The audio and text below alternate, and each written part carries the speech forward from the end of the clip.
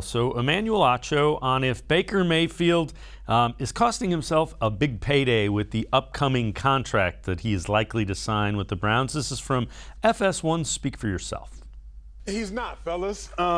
He's not.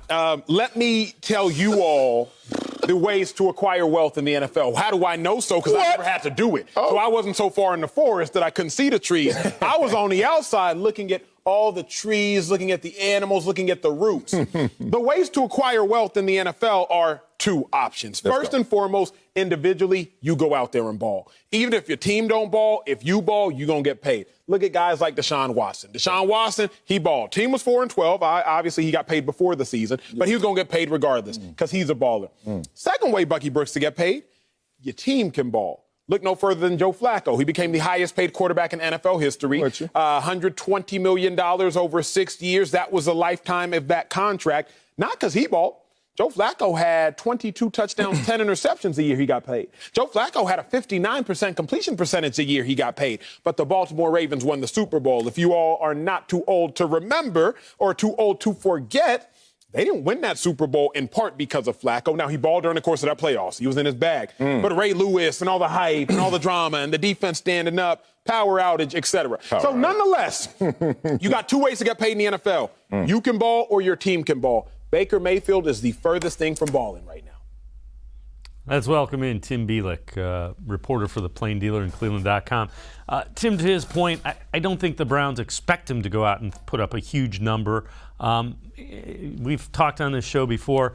He's going to be more like a Troy Aikman guy. His job is to get the ball into the hands of the playmakers they surround him with and orchestrate wins. Browns are 3-1. You know, can only be one game better than that, and there's only one team that's unbeaten in the NFL right now. Exactly. I mean, I know Mayfield hasn't particularly played well, especially Sunday. I kind of contribute the Vikings game to just an anomaly, just, the fluky day like in basketball when you're a guy who's normally a really good shooter, but you go out there and you're 3 for 18 or whatever.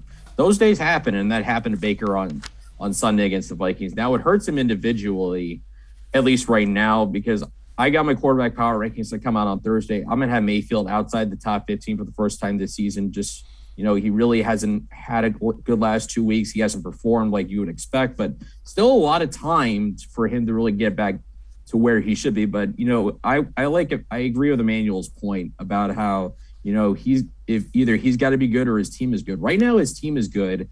And with 13 games left in the season, there's still plenty of time for him to kind of right the ship, kind of figure out what's going on, adjust, and, get back to the form he was a year ago, especially down in the second half of the season. And the other way, I mean, you get paid is if you play well in big games. We've talked before about how well he played in the playoffs. He does that again, he's going to get the payday I think he probably wants. Yeah, and again, there's you don't pay for a quarterback in September, you pay for him in December. So plenty of time, but it's hard to argue Baker Mayfield not playing probably the way he wants to play the last two games.